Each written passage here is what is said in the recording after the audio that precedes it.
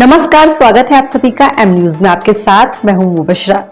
हरदोई नगर पालिका परिषद के वार्ड नंबर 10 के सभासद प्रत्याशी चमन अली इस बार नई रणनीति के साथ चुनाव में आए। चमन एक शिक्षित युवा नेता के रूप में राजनीति में कदम रख रहे हैं। ये समाज सेवी हैं, जिसकी वजह से जनता में इनका अलग ही रुतबा है। वार्ड में अपनी अलग छवि बनाने वाले चमन जनता के दिल में रहते हैं और लोगों की मदद भी बखूबी करते हैं। इस संदर्भ में उन्होंने हमारी सब एडिटर बरखा सिंह से खास बातचीत की। देखिए उस बातचीत के प्रमुख अंश। नमस्कार, मैं हूं बरखा सिंह। आप देख रहे हैं एम न्यूज के खास प्रोग्राम शहर की संसद।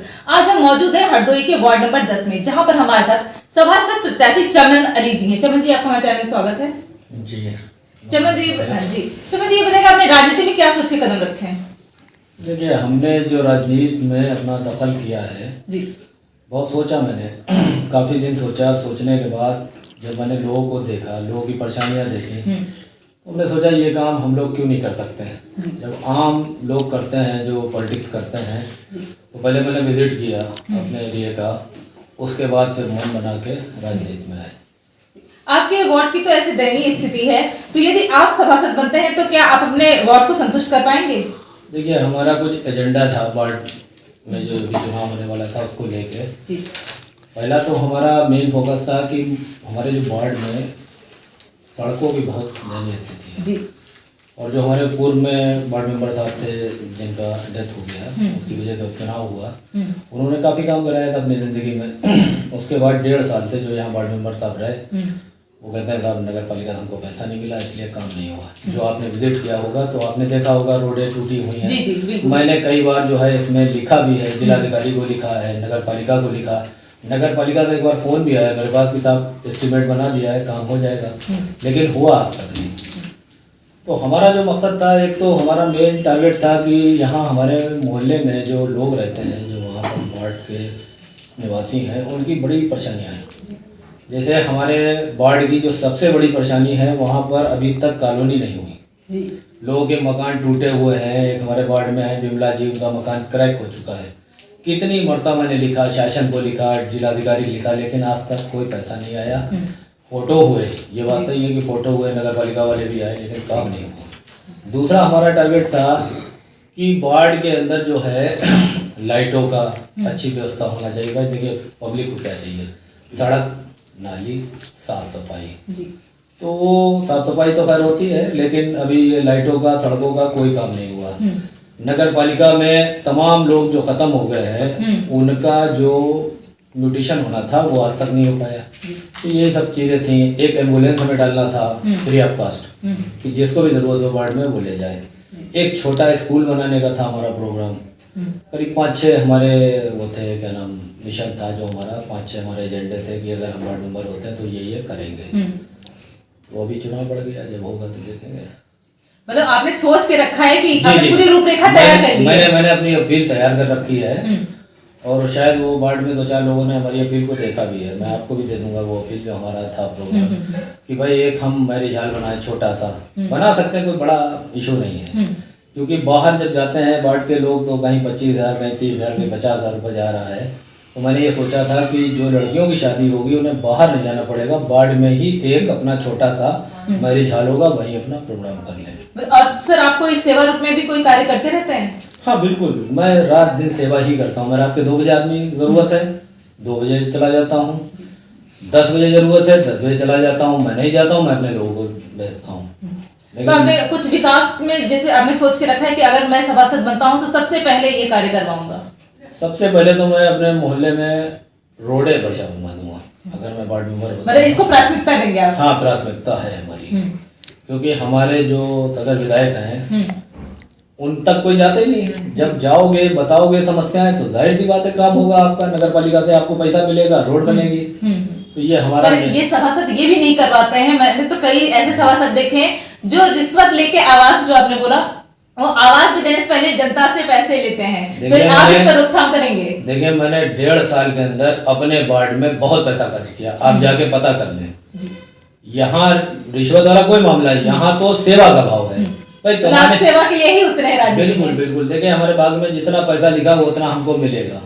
मैं किसी की जेब से पैसा नहीं लेना चाहता हूँ, अपनी जेब से खर्च करना चाहता हूँ कि लोगों का काम हो जाए।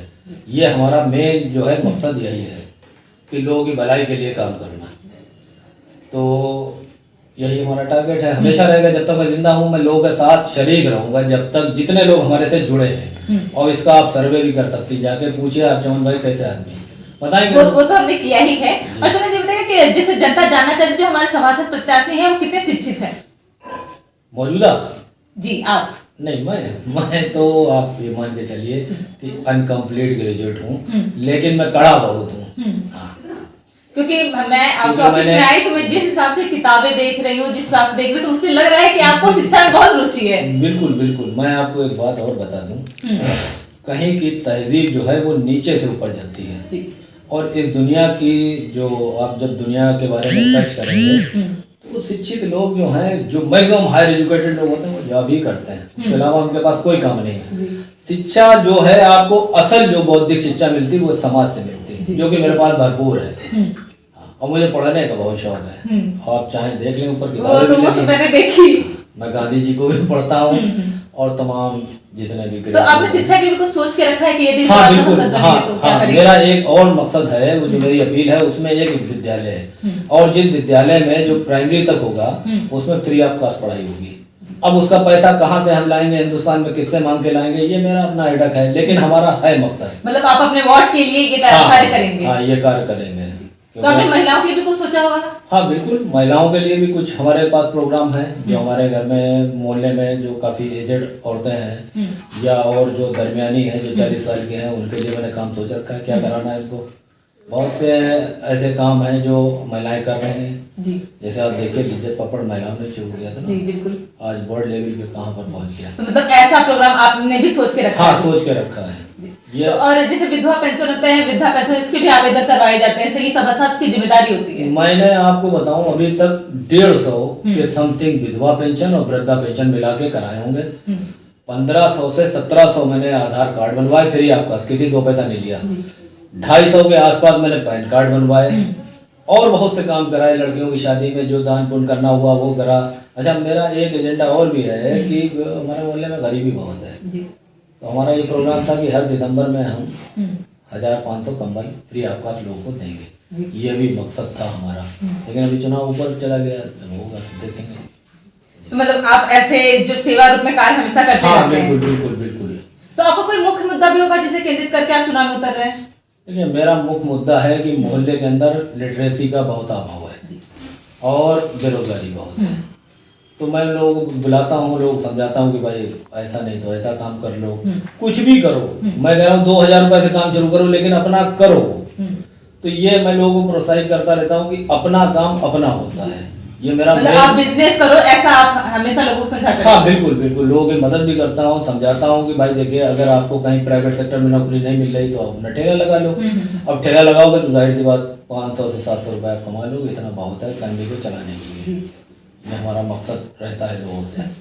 तो आप अपने वार्ड नंबर 10 की जनता से हमारे चैनल के माध्यम से कुछ कहना चाहते हैं? हाँ, कहना तो ये चाहते हैं अपने वार्ड की पब्लिक से, जो जनता है, कि भाई अगर हमको सपोर्ट करेंगे तो हम उनका काम करेंगे। मेन मकसद हमारा काम करने का है। बहुत बहुत धन्यवाद हमसे जुड़ने के लिए। धन्यवाद, नमस्कार। ये थे हमारे साथ सभासद प्रत्याशी चमन जी, जो अपने क्षेत्र में हमेशा सेवा रूप में कार्य करते रहते हैं और यहाँ के लोग भी उनसे बहुत खुश हैं और वो चाहते हैं कि ये सभासद रूप में इस बार आए। अब तो ये देखने वाली बात होगी कि जनता का फैसला चुनाव वाले दिन क्या होता है, ये इस बार सभासद बनते हैं या नहीं। तब तक के लिए बने रहिए एम न्यूज़ के साथ। मैं बरखा सिंह। चमन एक शिक्षित और संपन्न परिवार से ताल्लुक रखते हैं, जिसकी वजह से उन्हें कोई कमी नहीं है और जनता की चाह और अपने उदारता के कारण चुनाव में है। पर जनता इनकी अपना सभासद के रूप में देखना चाहती है या नहीं, ये तो चुनाव वाले दिन ही पता चल जाएगा। तो फिलहाल इस रिपोर्ट में इतना ही। बने रहिए हमारे साथ, देखते रहिए एम न्यूज़। नमस्कार।